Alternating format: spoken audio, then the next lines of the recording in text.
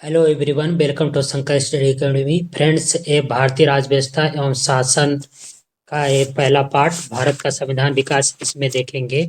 UP PCS R O के लिए तो इम्पोर्टेंट है ही। यूपी पीसीएस प्री 17 मार्च होगा, उसके लिए भी इम्पोर्टेंट है। और जहाँ भी इंडियन पॉलिटी आता है वहाँ भी ये इम्पोर्टेंट है।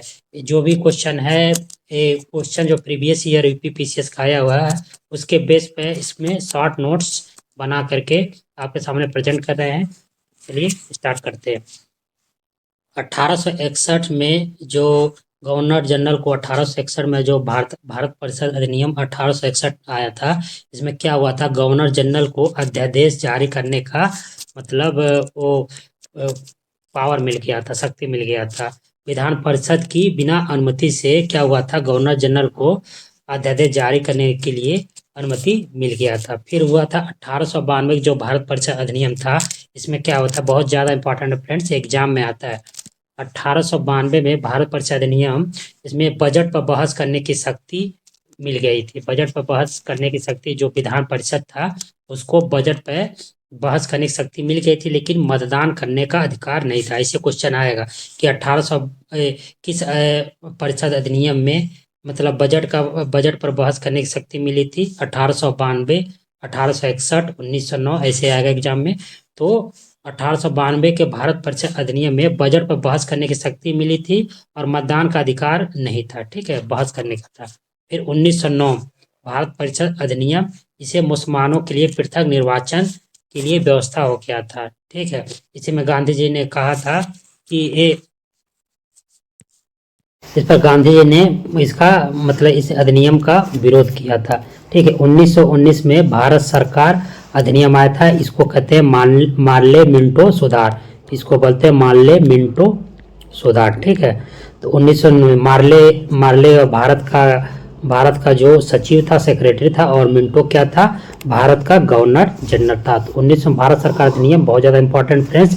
इसमें क्या हुआ था कि सिखों, यूरोपीय, भारतीय, ईसाइयों एवं आंग्ल भारतीयों को पृथक निर्वाचन दिया गया। उसके पहले क्या 1909 में क्या था, मुसलमानों के लिए अलग दिया गया था। और 1919 में क्या हुआ था, मार्ले मिंटो सुधार में, इसमें क्या हुआ था कि सिखों, यूरोपियों और भारतीय ईसाई को और आंग्ल भारतीयों को भी पृथक निर्वाचन दे दिया गया। ठीक, फिर 1935 बहुत ज़्यादा इंपॉर्टेंट है। जो इस समय भारत का कॉन्स्टिट्यूशन है, संविधान है, 1935 के अधिनियम से बहुत ज़्यादा प्रेरित है। ठीक है, तो 1935 भारत सरकार अधिनियम, इसमें क्या हुआ था, जो प्रांतों में बहुत ज़्यादा पूछता है, प्रांतों में दैध शासन व्यवस्था को खत्म कर दिया गया और केंद्र में दैध शासन व्यवस्था को लाया गया और प्रांतों में क्या हुआ, दैध शासन व्यवस्था को खत्म कर दिया गया। इसमें क्या हुआ, 1935 के अधिनियम में संघ में जो अवशेष शक्तियां था उसको गवर्नर जनरल को दे दिया गया। जो अवशेष शक्तियां थी, रेजिडुअल पावर जो थी, वो गवर्नर जनरल को दे दिया गया था। 1935 के अंतर्गत और क्या हुआ था कि जो 1935 के अंतर्गत 1 अक्टूबर 1937 को संघीय न्यायालय की स्थापना हुआ। किसका हुआ, सुप्रीम कोर्ट का स्थापना हुआ 1 अक्टूबर 1937 को। फिर इसके बहुत ज़्यादा एग्जाम में पूछता है फ्रेंड्स कि प्रथम जो संघीय न्यायालय के मुख्य न्यायाधीश कौन थे, सर मॉरिस ग्वेयर थे। कौन थे सर मॉरिस ग्वेयर थे। और इसमें 1935 के एक्ट से ही 1937 में उसमें प्रावधान था कि 1937 में बर्मा को भारत से अलग कर दिया गया था। बहुत ज़्यादा इंपॉर्टेंट है, पूछता है एग्जाम में।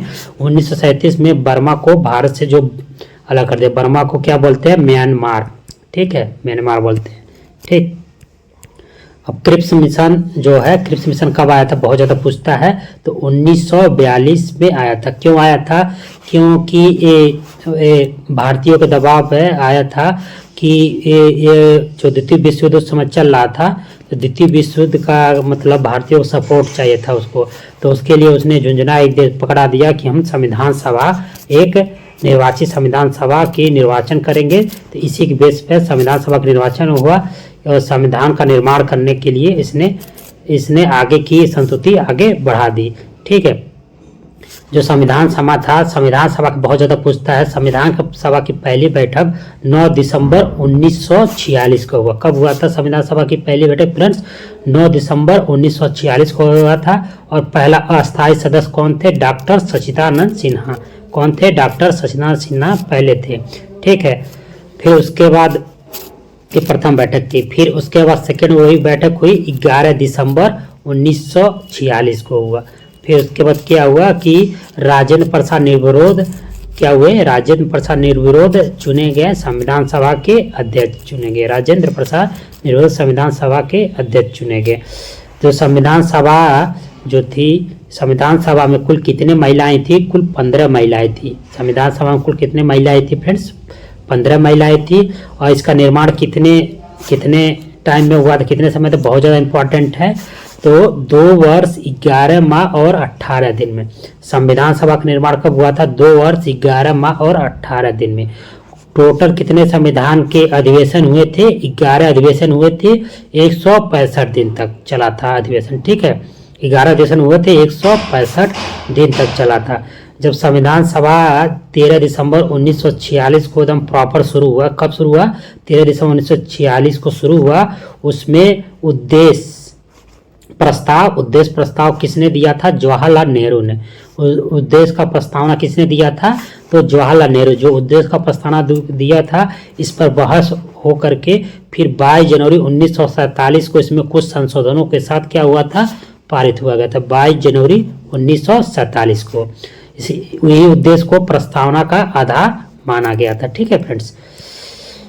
जो 11 अधिवेशन हुए थे फ्रेंड्स, तो 11वां अधिवेशन जो था सबसे लास्ट कब हुआ था? तो 26 नवंबर 1949 को हुआ था। इसी दिन संविधान को अंगीकृत किया गया था। पूछता है संविधान को अंगीकृत कब किया गया था? तो 26 नवंबर 1949 को अंगीकृत किया गया था। 26 नवंबर को ही संविधान दिवस मनाया जाता है, ठीक है फ्रेंड।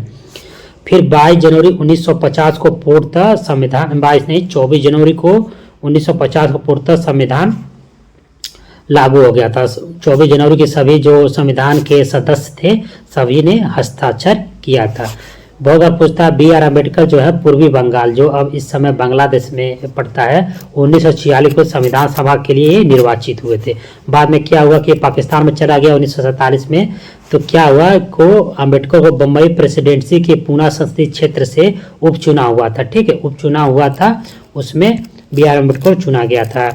पहले इस वाला पूना प्रेसिडेंट पूछता है, इसमें कांग्रेस के AMR जयकर थे वहाँ से, ठीक है। उनको वो सीट उन्होंने छोड़ दिया था। फिर उसके बाद BR अम्बेडकर वहाँ से चुनाव लड़े थे। देखो फ्रेंड्स, झंडा जो समिति है पूछता बहुत ज़्यादा। झंडा समिति जो है, झंडा समिति 2 बार गठित हुई थी, ठीक है। एक बार झंडा समिति गठित हुई थी 2 अप्रैल 1931 को कराची अधिवेशन, कांग्रेस का जो कराची अधिवेशन हुआ था 2 अप्रैल 1931 को। अध्यक्ष कौन थे? सरदार पटेल थे, ठीक है। फिर उसके बाद तदर्थ झंडा समिति आया 23 जून 1947 को संविधान सभा में। इसके अध्यक्ष कौन थे? डॉक्टर राजेंद्र प्रसाद। बहुत ज़्यादा ये वाला पूछता है, ठीक है।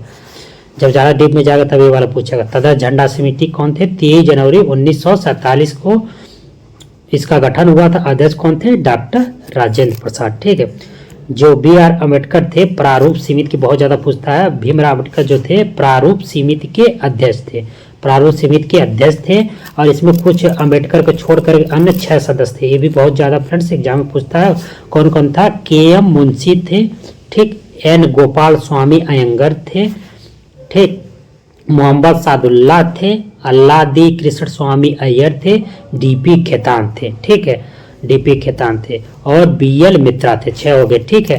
ये भी बहुत ज़्यादा पूछता है। BL मित्रा के स्थान पे N माधव को बाद में चुना गया था प्रारूप समिति। BL मित्रा के स्थान पे N माधव राव को चुना गया था। और DP खेतान जो थे वो एक्सपायर हो गए थे 1948 में। तो TT कृष्णाचारी को इसमें चुना गया था। किसको? TT कृष्णाचारी को, ठीक। BR अम्बेडकर का जन्म क्या हुआ था? 14 अप्रैल 1891 को, ठीक है। ये 14 अप्रैल 1891 को, ठीक। 14 इसी के दिन संविधान दिवस मनाया जाता है। 14 अप्रैल 1891 BR अम्बेडकर का जयंती होती है। इनकी मृत्यु 6 दिसंबर 1956 को हो गया था। लास्ट समय में इन्होंने BR अम्बेडकर ने बौद्ध धर्म अपना लिया था, ठीक फ्रेंड्स। नेक्स्ट देखते हैं। 22 जुलाई 1947 को राष्ट्रीय ध्वज स्वीकार किया गया। पूछता है बहुत ज़्यादा कि राष्ट्रीय ध्वज कब अपनाया गया था, तो 22 जुलाई 1947, बहुत ज़्यादा इंपॉर्टेंट है। 22 जुलाई 1947 को राष्ट्रीय ध्वज स्वीकार किया गया था। ये भी बहुत ज़्यादा important, very very most important. फिर 24 जनवरी 2 दिन बाद 24 जनवरी 1950 को जनगण मन राष्ट्रीय गान के रूप में स्वीकार किया गया। कब किया गया था? 24 जनवरी 1950 को जनगण मन को राष्ट्रगान के लिए चुना गया था। राष्ट्रगान के रचयिता कौन है? तो रविन्द्रनाथ टैगोर, सबसे पहले बांग्ला में लिखे थे। ठीक है। संविधान सभा कांग्रेस थी और कांग्रेस भारत बहुत ज्यादा पूछता है, किसने कहा था? कथन संविधान सभा कांग्रेस थी और कांग्रेस भारत था। कौन बोला था? ग्रेनविले ऑस्टिन ने बोला था। ग्रेनविले ऑस्टिन ने बोला था। इनकी किताब जो बुक है द इंडियन कॉन्स्टिट्यूशन में इसने बोला था। ग्रेनविले ऑस्टिन को पद्मश्री पुरस्कार भी मिला था। फ्रेंड्स, जो भारत का संवैधानिक विकास है, जो मतलब इम्पॉर्टेंट क्वेश्चन बन सकता है, ये था। अब आगे पार्ट में नेक्स्ट पार्ट संविधान से रिलेटेड देखेंगे। ये केवल यूपीपीसीएस आरओ या पीसीएस प्री के लिए ही नहीं इंपॉर्टेंट है, जो भी एग्जाम है जहाँ भी पॉलिटी आती है वहाँ भी इम्पॉर्टेंट है। तो ये बहुत ज़्यादा मोस्ट इंपॉर्टेंट जो एग्जाम में बहुत ज़्यादा पूछता है। अभी चैनल सब्सक्राइब कर लीजिए। मिलते हैं नेक्स्ट वीडियो में। Thank you. जय हिंद।